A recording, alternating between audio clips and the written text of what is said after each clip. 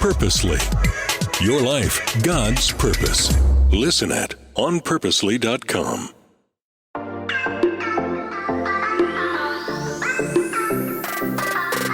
Hello, everyone, and welcome to the Gospel Tech Podcast. My name is Nathan Sutherland, and this podcast is dedicated to helping families love God and use tech. Today, we are talking about dopamine and technology addiction. We are specifically using the book Anna Lembke's Dopamine Nation to talk about this. It's a book that I've referenced before and just reread, and it's awesome. Please, if you're interested in the subject, give yourself the time to read it. It's a quick read, but today I'm going to give you kind of the three major takeaways that you need to know from this. And we're going to use this to then reinforce what we're doing. Sometimes I found that I myself as a speaker need to know that I'm not just speaking from a soapbox that I picked, but I'm actually speaking truth to help families. And I found that families need to hear the same thing, that parents need to know that they are parenting from truth. They're parenting from good, solid foundation that is loving, not just they don't understand what's happening with technology, or this is different and therefore I don't like it. In fact, I just read a different book last night that was very different from this book, that was misplaced. It was misguided. And it was someone kind of speaking from a position of what he hopes is true about reality, but not grounded in said reality. And that's the whole thing with truth is what best corresponds with reality, and reality is what happens when we're wrong. And that's what I really like about this book, is it talks a lot about what we need to understand about what our technology is doing to us. The book talks more about big picture addiction, but we're going to talk about it in reference to technology, the gospel, and how we can parent from hope for it. So that's what we're doing today. To get started, three things we're going to be talking about. We're going to talk about one, how our brains can overstimulate. Two, how we can recover from said overstimulation, and three, what we can put in place to begin moving forward in a more healthful way, or keeping it healthy if it already is. If we're doing well, then how to keep it that way. All right, so with those three in mind, first, Dopamine Nation, Anna Lembke. If you're watching the video, this is the book. I lost the shiny cover. It's like all tie-dye explosion cover looking. But Anna Lembke, she is the head, I wrote it down so I can make sure I say this right. She's a professor of psychiatry at Stanford University School of Medicine and chief of the Stanford Addiction Medicine Dual Diagnosis Clinic. That's why I had to write that down. She's smart, she's capable, she's in this field a lot, and this book is specifically looking at really what is causing a lot of addiction in our current culture and climate, and what can we do about it. There's a little bit of reference to digital piece in here. A lot of it is just really, really far advanced addictions to drugs, to behaviors, to relationships. So I'm not going to specifically reference the tech parts necessarily out of this, but we want to start with this idea that when we get unhealthy, in terms of addiction, it's because we pursue pleasure wrongly. And in this case, right out of the first 2 pages, Anna Lembke references, we live in a world of overwhelming abundance, and the smartphone is our hypodermic needle delivering digital dopamine. And I love those 2 quotes, that we live in a world of overwhelming abundance, and then that focus on in our digital world we often use to just make ourselves feel better now. It's the new hypodermic needle to give ourselves digital dopamine. And we'll talk about dopamine in a minute. But this first, I want to pause on this idea that we live in a world of abundance, and in theory, we should be extremely happy. And yet, a larger percentage of our population is taking medication to feel okay. We're talking like a third of the population taking something along the lines of an antidepressant. And while those can be amazing, Anna Lembke's question is why? Why are we taking so much more now and then getting feedback that we're not feeling any better than previous generations? What has pivoted? And she says, first and foremost, we overstimulate our brains. We pursue pleasure at the cost of everything else, which does 2 things. One, the more pleasure we get, if there's no pain to counterbalance it, the pleasure quits feeling like pleasure. And she gives multiple examples of this. The first piece she points out is dopamine, she said, isn't actually about so much liking as it is about wanting. Now, she notes that this is kind of controversial. So if you're in the field, I do apologize if that's not exactly right, but that is a quote, page 49, if you want to go find it. The idea being, though, that there were rats that were bred, or actually they weren't even bred, they were genetically engineered to not produce dopamine. And these rats would not eat food. You could put food directly in front of them, they wouldn't eat it. You could put it in their mouth and they would chew it and swallow it, they wouldn't spit it out, but they would not pursue food. They had no dopamine, they had no motivation, and they would just lay there until they would starve to death, which is horrible and a terrible outcome. But to think about what that means then is, okay, dopamine isn't just about the reward one might get for accomplishing something. It's the motivation to go out and accomplish the thing. Another example she used is rats were given, this is extreme, but rats were given cocaine. And so a light would go off and the rat would press a button and then the rat would receive the cocaine. And in watching the rat's dopamine levels, the rat would actually get a spike of dopamine when the light went off. So the light would, or in this case, light would turn on. The light would turn on, massive spike in dopamine. It would go back down to base level. And then as the rat would approach the button and start, sniffing it and getting closer and anticipating, dopamine would slowly rise until it presses the button and it rises faster and more until it receives the reward. And now it gets the massive, huge spike. But the second highest spike was seeing the light. It was getting the dopamine reward would be in anticipation of what is about to happen. And that's what we do. Think about that. Those things that you most enjoy. Yes, doing this thing is fun. And by the way, I'm not talking about illicit drugs or any of those things, just the things that we like in life, hanging out with our family, watching a good movie, playing a good game, listening to good music, or going and playing a sport. Anticipation, vacations, anticipation is a huge part of our enjoyment. And her point is we can get that anticipation feeling, which normally comes in real life pretty slowly, but we can get it instantly. We can get it right now in our pocket, any time of day, on demand, as often as we want it. And that so many of the apps and the games and the services provided specifically through smartphones are built to make us feel good right now. And then there's the second part of it. So that's dopamine. It's this reward piece. We need to understand that, because in a world of overwhelming abundance, if this is a reward that's supposed to motivate us, I'm supposed to go out and accomplish things so that I can feel this. But if I can get it with no effort, well, then I'm like the rat that's just going to lay here until I starve to death and I start dying on the vine, and anxiety and depression and a lot of these other social ills come in because it's all pursuit of pleasure. And now I don't feel any because that's all I'm pursuing. And that's where she goes with this point when it comes to digital pieces, is that one of the biggest forms of addiction, she says in page 18, is easy access to the drug, and that smartphones are the easiest access we get to dopamine, that you can get it at any moment for as long as you want. And if it doesn't work, then you just up the ante, which she says brings in the second problem. So in doing this, she references Dr. Volkow and colleagues who did research on the drug addicted brain. And they had people who were heavy drug users. They were drug addicted. And then they went 2 weeks without their drugs. And then they did a MRI of the brain. And they watched the part of the brain that is supposed to release dopamine. And they found that 2 weeks out, their brains are releasing almost no dopamine. That means two things. One, the actual creation of dopamine has been lowered to almost zero. It's entirely reliant on this drug to make the brain feel good, to give this motivational piece. It needs the drug to be able to be motivated and get stuff done, but also the dopamine receptors were also shut off. So brains can get so overwhelmed with stimuli that they actually start to shut off the receptors. Lembke uses the example and in the book of baseballs being like dopamine. So you have this neurotransmitter that kicks back and forth, and it needs receptors to be able to be received and felt and activated. And so basically, if you overstimulate your brain with just tons and tons and tons of pleasure, with constantly being online and constantly playing games and constantly on social media and constantly being overstimulated, your brain basically takes its ball and goes home.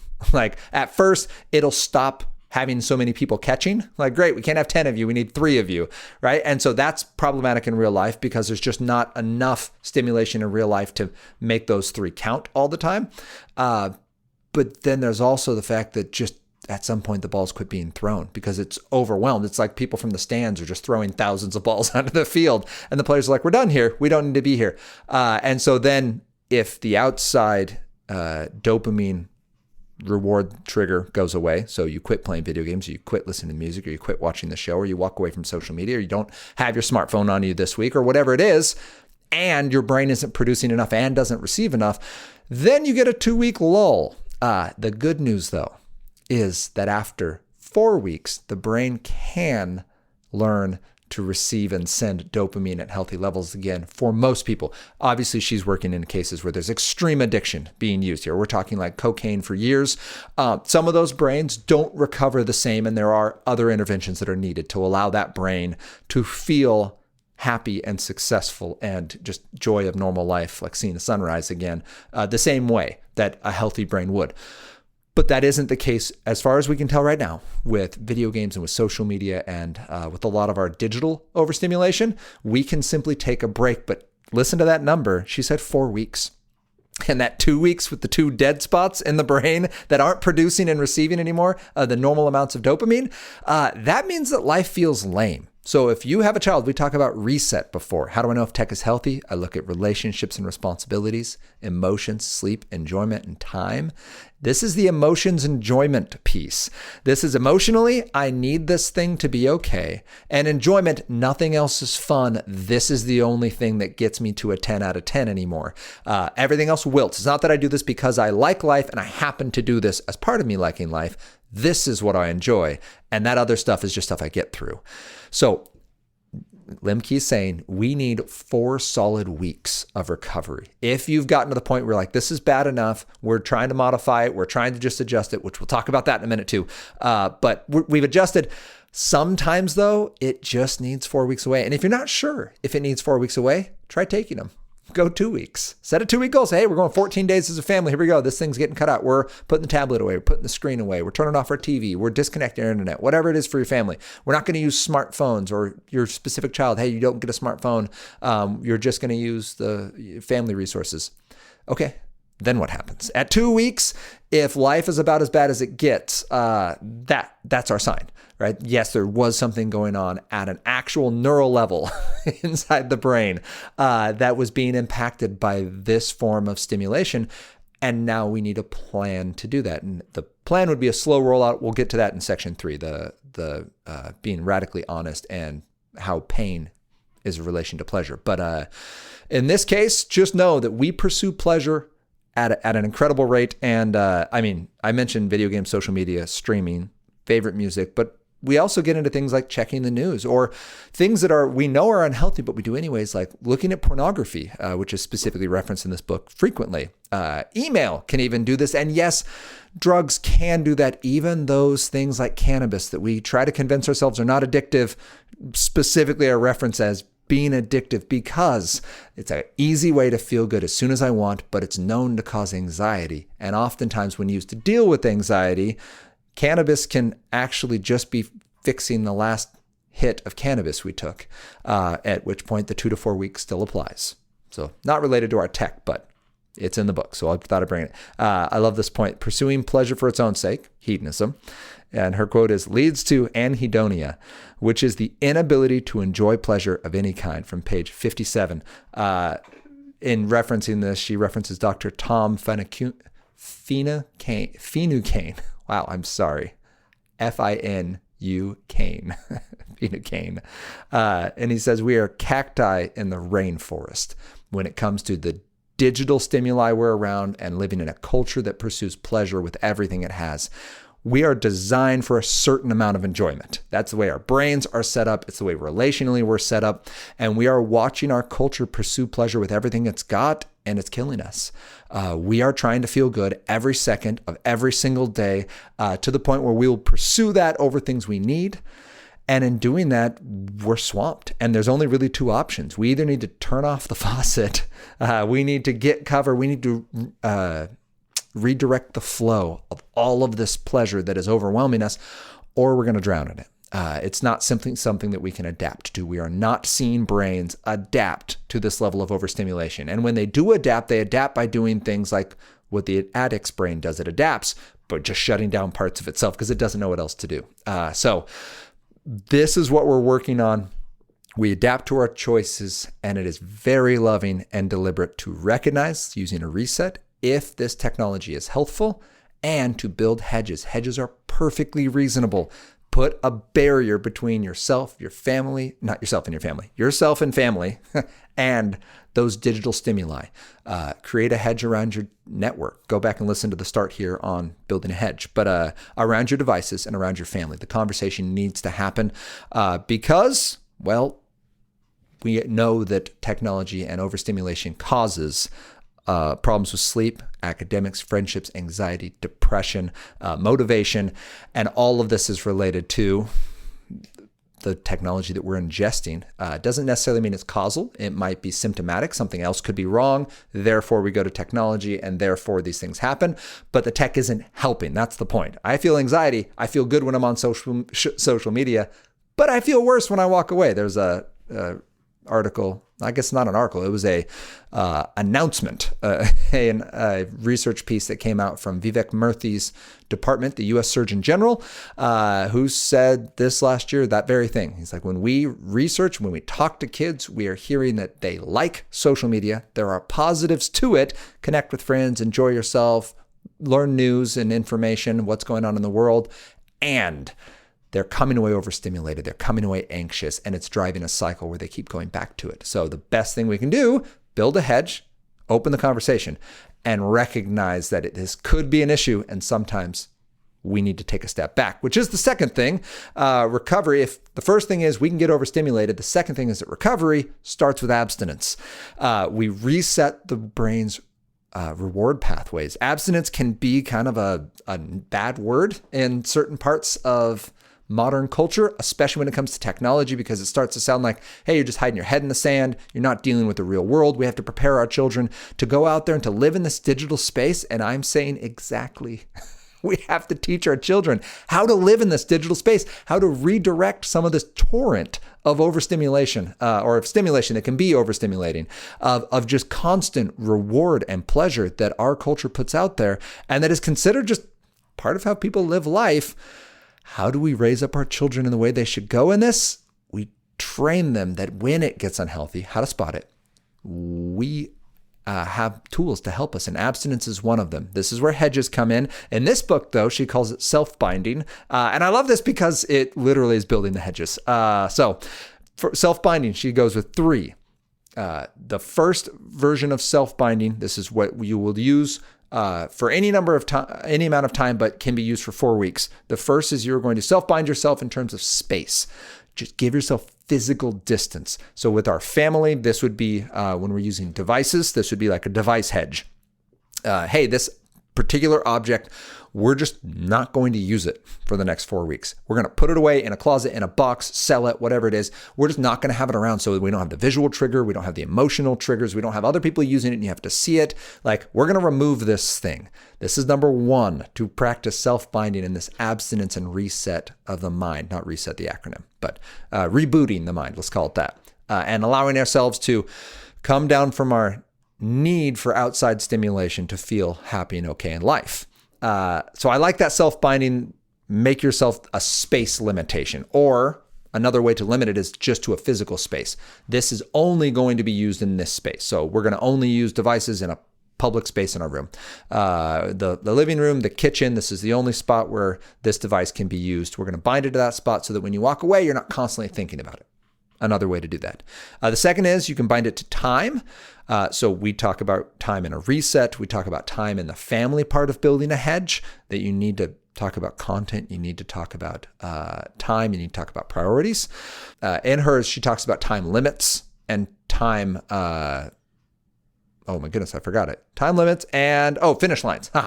Time limits being, set a time limit. You can play this game, but it needs to be for 30 minutes or it needs to be an hour, but it's an hour on these particular days. Or finish lines, you can do it when you're done with these things, or we can do this as a reward for, X amount of activity completed in some other way. I will say, and she notes this in the book, that doing the finish line piece does elevate games or whatever your reward is as kind of the thing you're getting back to, and I don't love it. So I absolutely believe in the time limits. I would strongly caution using the finish line piece. I think it's reasonable, especially as an adult. Like, I'm not gonna, watch the show I want to watch until I get this project done. Okay, like you're prioritizing, you're still gonna allow yourself to do it, but you have to. There's other things that are important. I get that. I do like with young people the idea of using it. I mean, I guess kind of like if you're going to give money as an allowance, you give this as like you have a tech allowance. And certainly there's things you can do that can lose you some of this allowance because it's not safe. It's not a good decision for you when you're being unkind or unsafe and making poor decisions in other areas. But we're going to give this to you, and we're going to watch as you continue to grow and develop. And if it gets unhealthy, we're going to remove it, not because you don't deserve this thing. It's something you like and we like to give you, but not if it's going to hurt you or others. And that's the time piece, that we can set a time limit and it needs to come in priority, which is the third piece then is categorical, she calls it, or meaning. Basically, you put rewards into categories and those categories have meaning for you. And so for my life, this would be the difference between video games and board games. They can be the exact same sort of content. They can be fantastical and involve dragons and colorful pictures and worlds that don't exist and even have levels involved. And like there can be a lot of similarity, but I can play a board game and I can't play a video game and stay healthful. I know that about myself. It's been enough years. I understand where my limits are. So board games are my thing. And even with board games, there's subcategories. There are a couple games where I'm like, you know what? That's a little too much. And it draws me in too much and I spend too much time planning it and thinking about it and wanting to get back to it. And so like, I'm going to stick with these games over here. And so categories are another helpful way to practice abstaining from unhealthy tech as we give ourselves a chance to reset. Sometimes at the end of 4 weeks, we go, you know what? My brain's better. But I know for a fact that would still be a bad choice. That's perfectly reasonable to indefinitely have some self-binding in space, in time, in categories, and say, you know what, this technology, this outlet for us, this form of fun is just too much. I know a lot of people who've stepped away from certain types of social media. But you know what, this one's useful. I connect with people and I can manage this, but this one's just toxic to me. And I can't be on there and live with my mind set on Christ. Like my mind goes to dark, angry, mad, lustful, selfish, greedy, whatever, bad places really quick, and it stays there and affects the rest of my life. I'm cutting this thing out. I'm gouging it out. I'm cutting it off. Like we're doing the Matthew 5:28-30. There is sometimes a real action in faithfulness, not because we're trying to prove anything to anybody, but because we know it's not healthful. So we're going to kick it out. And that is something that Dr. Lembke absolutely supports. So in conclusion, on the second piece of abstinence, build hedges. Build it around your family, your network, and your devices. If you need help on that, check out the Start Here episode of this podcast on building hedges. Go to gospeltechworkshop.com. You can check out it's a 2-hour course I've made there, and you can do it in little chunks. You can do it all in once. But it's 2 hours if you were to sit down and answer all the questions yourself. It comes with a PDF handout, and it's actually not even a handout. It's a 100-page workbook. But about 40 pages is the actual work of the 2 hours that you'll go through, and it has lots of examples and prompting questions. And then the rest of it's resources and talking about video games and like some conversation talking point stuff. So that's gospeltechworkshop.com if you want a resource on how to build those hedges. Content, time, priorities are the 3 areas that we set hedges around specifically. There's more to do if you do the workshop, but that's where you need to start. What are we going to enjoy? The content. When are we going to enjoy it? The time, and for how long? And what order should this come in? What do we need to finish first? What's the priority for when we watch shows versus when we don't? Make sure you've talked that out with your family, and then continue the conversation as you go. Is it working? Ask your kids, is this enough time? Are you satisfied? Are you enjoying it? What are you enjoying when you go on there and watch, or when you go on there and play, when you go on there and listen? And then what feels difficult, or another way to say it for younger, like teenagers, would be what feels unfair? What about these rules just chafes you? It doesn't mean you're going to change the rule. It means you want to know that. You care because it bothers your child and you want to know why. Third section then, in talking about Dopamine Nation by Anna Lembke, Stanford psychiatrist and a leading researcher in the area of addiction, specifically when it comes to how then do we've done our abstinence because we recognized there was a problem. We were overstimulated. We weren't feeling joy in real life. Our reset, relationships and responsibilities, emotion, sleep, enjoyment, time was off kilter in one or more areas. How do we keep it healthful in the future? And there's 2 parts. First is pain. And this isn't sadistic. Don't hear me wrong that like pain is somehow good in too great a sense. Certainly, actually, she points out like some people get connected to the pain, and this is where you get extreme sport people or even extreme endurance athletes who will run or bike or swim so far that they end up hurting their own bodies from stress injuries, but they can't give themselves enough time to heal because they need the pain of training to be okay. So we're not saying, well, just exercise and everything will be fine. But we are saying pain is important. And the example she uses is that we can inhibit great pain with little pain. Page 170, this is a quote from Hippocrates. But this idea that two pains can't exist at the same time in different parts of the body, that the greater one will block the lower one, or as my father used to call it, the gate theory of pain. Never complain around my dad that something hurts, because he'll find a way to fix it. He's like, oh, really? Your foot hurts? Give me your hand. Like, no, I'm fine. Don't do it. And this idea, though, is real that, even to the point where she references that there's a fascinating study using an opioid blocker to treat pain. So opioids are normally what we give people when they're in pain. But what they found is that, especially when dealing with chronic pain, you would start needing more opioids because the pleasure that the opioid brings plateaus. And so whatever pain you were feeling now escalates, the drugs no longer work, and the pain is still there. It's now felt like it's heavier and more intense, even though it hasn't technically increased. Your injury isn't worse, but the constant influx of opioids has caused your body to get off balance. So what they've done is just block the opioids and tricks your body into actually producing more of them.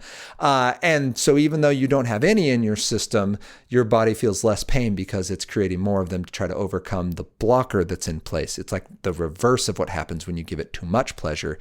You block the pleasure and it creates more of it to try to counteract. Fascinating, interesting idea. The best way to fight an imbalance in the pursuit of pleasure, abstinence is the first. The second, though, is exercise, is the introduction of a small amount of pain. And her quote is, the evidence is indisputable. Exercise has a more profound and sustained positive effect on mood, anxiety, cognition, energy, and sleep than any pill I can prescribe, from page 152.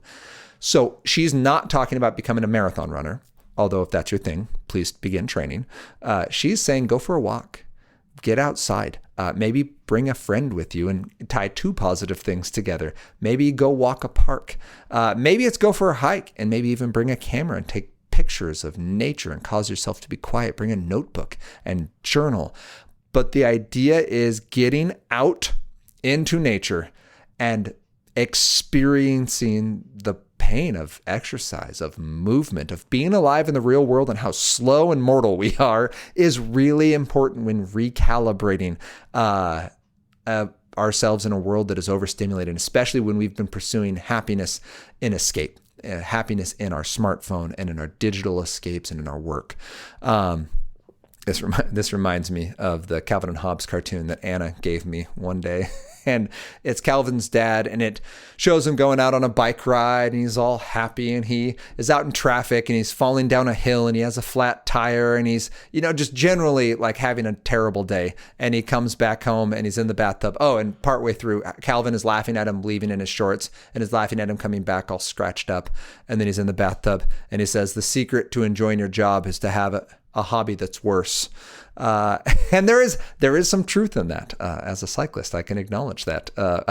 My job, if it ever feels too stressful, man, go jump in the pain cave during the winter and pedal away, and suddenly life feels awesome. So that there is some reality to exercise, whatever your exercise might be. It is an important part, but it's not enough. The second part that Lembke points out, and this is our final point for this conversation today, is that we will not get better without radical honesty, as she calls it. Radical honesty, she points out specifically social media as something that encourages us to make what she calls curative narratives. This idea that we are going to curate the perfect life and only show that to other people. And she said, one of my patients online, he was a successful photographer. He was working his days doing creative projects and lots of artistic investment. He was running every morning. He had lots of awards, but in actual life, he couldn't get out of bed in the morning. He was heavily depressed. He was chronically searching pornography, and he was depressed, anxious, and suicidal in real life. But while projecting to the world, like feeling like, well, this must be true, and if I just say it enough, maybe it'll become true. And in fact, the opposite happens.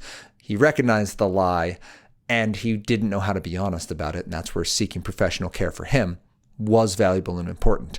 And that's, I think, what we need to think about as we wrap this up, thinking about, all right, three things are true. We can be overstimulated. Dopamine as a motivator / reward is key, and it's so easy to get when we play a video game. That's the sound effects. That's the leveling up. That's the flashing lights. It's the when all the little jewels or candies pop at the same time and it makes a great sound and you watch your points rack up. That feeling is what keeps you going for the next time you get that feeling. Yes, there's a reward there, but it's the motivator.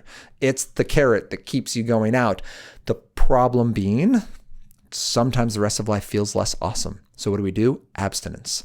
First, we put hedges up to keep unhealthful tech at bay, to allow our children to have a childhood, to recognize what healthy life looks like. You're not going to mess your child up by giving him or her a childhood. There are absolutely wrong ways to do it. Locking them away in a castle won't help. So letting them recognize this is a technological world. I'm going to introduce you to that in healthful ways. I'm going to make sure that you're healthful first, that the tech is right. Go listen to the Start Here series on how to know if our tech is healthy and what tech to use for more on those. But then after we go, okay, I'm going to give you some tech, but not right now. We've built hedges. We've kept it at bay. We're going to then have to reboot our brains. It's with abstinence. And in that abstinence, we get some space away from the tech and we begin introducing things that will help us. We can self-bind. That's where the hedges come in. We can make sure that we give ourselves opportunities at pleasure that is going to be helpful, resetting the brain's reward pathways. It's going to take space and conversation and relationship. Third and finally, pain is part of that process, introducing things like exercise. She goes into things like ice baths and, doing, anything that might cause fasting and things like that, certainly. But exercise is the one I'm emphasizing on because I think it's something everyone can do from 6 years old on up to 66 to 96. We can all exercise in some form. And then mixed with the radical honesty. Paul encourages us in 1 John 1, 7 and 9. Ephesians 5. Paul didn't write 1 John. Ephesians 5, 8 through 11. There it is. For at one time you were darkness, but now you are light in the world. Walk as children of light, for the fruit of light is found in all that is good and right and true. And try to discern what is pleasing to the Lord. Take no part in the unfruitful works of darkness, but instead expose them.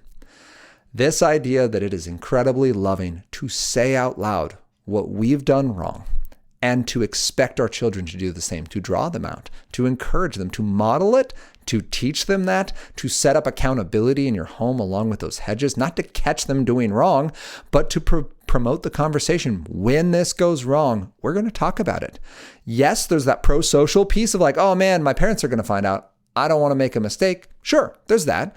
But when the stuff happens, we want to make sure we're there to love them and to talk it out and to make sure that it's healthful and that there is a solution and that this is the only thing that's going wrong and not something else. Radical honesty is really, really important for our hearts and recovery. As Lembke points out, it's key in overcoming any kind of addiction. If someone is lying to themselves and saying, hey, this is other people's fault, it never would have happened if A, B, C, or D.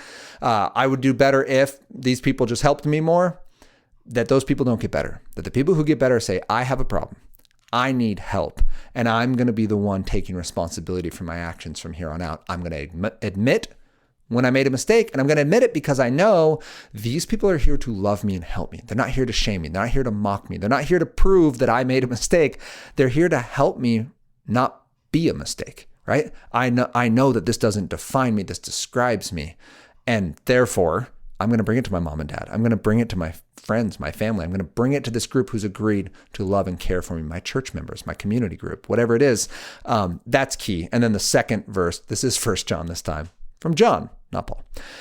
But if we walk in the light, as he is in the light, we have fellowship with one another, and the blood of Jesus, his son, cleanses us from all sin. If we say we have no sin, we deceive ourselves, and the truth is not in us. If we confess our sins, he is faithful and just to forgive our sins and to cleanse us from all unrighteousness. Again, I love that radical honesty piece because it's the Christian walk. It is the process of having been a sinner, of walking in broken flesh and recognizing that yet I am a new creation. And each time I mess up, I'm going to repent. Each time I mess up, I'm going to turn away, bring that back before the Lord and call it what it is. This is a sin. This was wrong. And I did it. And I need help. And that's the only way we're going to be able to reset our brains, to live healthy in a tech world, or to raise kids that can do that as well. So I hope that this is encouraging. As a quick reminder, the 3 parts we talked about: your brain can get overstimulated because of dopamine, and digital technology is massive in giving us quick hits of feel good wherever we want. The way we recover starts with abstinence. 4 weeks, takes 2 to begin to open things up again and start to feel life is happy. And oh, by the way, I actually forgot to read this quote, but I'll just reference it here. Dr. Lembke is very gracious in basically saying there is no easy way to get through those first 2 weeks. Your brain literally doesn't feel happiness like it's supposed to, and it's going to feel bad. And just leaning into that, acknowledging this feels bad, telling people radically honestly, I feel bad, and then pressing into the work of getting better, adding some exercise, adding some activities, knowing that in 2 to 3 weeks, it's going to start feeling better. In 4 weeks, you should be back to your baseline normal, how those technological pieces were making you feel, but now you can feel it on a regular basis without that outside artificial stimulation. Recovery begins with abstinence. And third, little pains. Being in real life, exercise mixed with radical honesty is the road to continued recovery and health in technology and a lot of other things. So I hope this is encouraging to you. I hope that you heard something from this that will help you, that again, my goal here is to empower you as parents, as teachers, as administrators, as young people, to hear that this is reality that we're living in right now, that some of this tech is just too much for us, and that if we have that feeling about ourselves or someone we care about, we can step boldly into those, knowing that what needs to happen on a spiritual level is bringing those hurt areas into the light. That God's not scared of them. He's not mad that we somehow managed to sin. He's not surprised, but he's also not okay with it. And his goal for us is to be made to look like Jesus. And that can only happen when we repent, set it down, and allow him to make us new. So I hope that this is encouraging. If it was, would you consider sharing it with someone that you think could benefit from this? Would you reach out with any questions you've got? You can reach me directly, nathan@gospeltech.net. You can check out the book, Anna Lembke's book, Dopamine Nation, and join us next week as we continue this conversation about how we can love God and use tech.